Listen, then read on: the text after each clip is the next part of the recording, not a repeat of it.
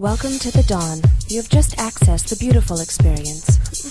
You came out about that issue covering Bishop Eddie Long. Was that off the cuff, or did that was that just now off the cuff? You decided at that moment. Yeah. Because that was really impressive. Because I'm not a person who's on television who's like. So it says here you went to the University of Georgia. Oh, and you're 28 years old. I don't do that. I'd sit and have a conversation, and my producers will put questions in there, and they'll say, "You don't need that. You're going to go where you want to go." I'll just go, "Great, yes." So because I do, because I'm having a conversation with you, and so if you say something, instead of looking for the next question, which a lot of people do, I'm listening to you, and I'm looking at your face and your facial expressions. So when I'm playing a clip sometimes from people who are entertainers or whomever, leaders or celebrities, as they're watching the clip of themselves, I'm looking at them. So I'll say, "That was pain on your face when you were looking at that. Why?" And so when those three young people said, "Oh, the bishop doesn't look like this," and I said, "Listen, I hope the bishop is not guilty. I'm not saying anything about innocence or guilt. But people aren't always who they present themselves to be in public. No one walks around with an M on their forehead for molester, an A for abuser, or a P for pedophile. No one does that. So you have to be aware of the milkman, if there are any, the bus driver, the uncle, the stepdad, the preacher, the teacher, the choir director, the coach. You've got to be aware of everyone and don't think that someone looks like a certain thing." And that's where that came from.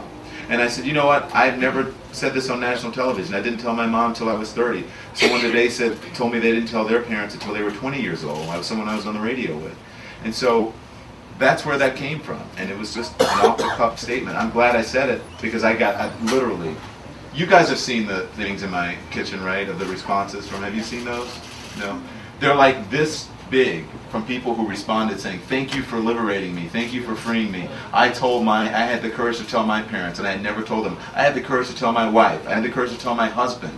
I was abused by my nanny. I was abused by a man. I was abused by a woman. And no one ever talks about this." So I'm glad I said it.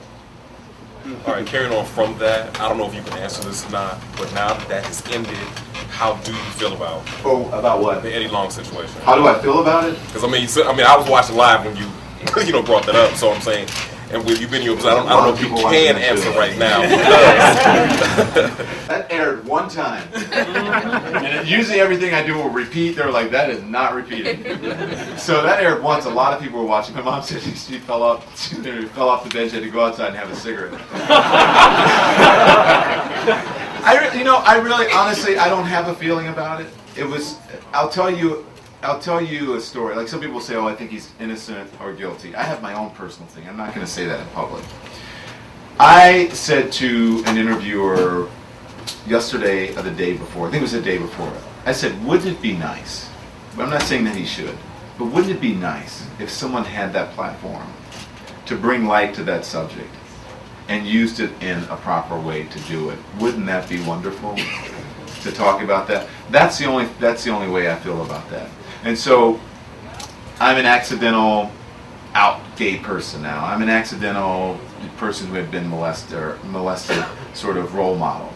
And so if you're an accidental person in any sort of way, I think the best way to overcome it is to take that tragedy and to turn it into your own personal story.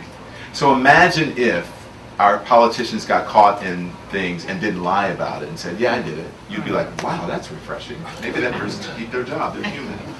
Imagine if someone said, "Yeah, none of these people were underage, and I had an issue that I couldn't talk about it, or this was not an issue for me, but this is certainly something we need to talk about and embrace as a society." Imagine if someone used their platform for that, how much good would come out of it. That's the only thing I'll say about that. We'll be right back with more of CNN's anchor Don Lemon as he continues conversation on coming out in his book, Transparent. Stay tuned. You're watching Gay TV Atlanta.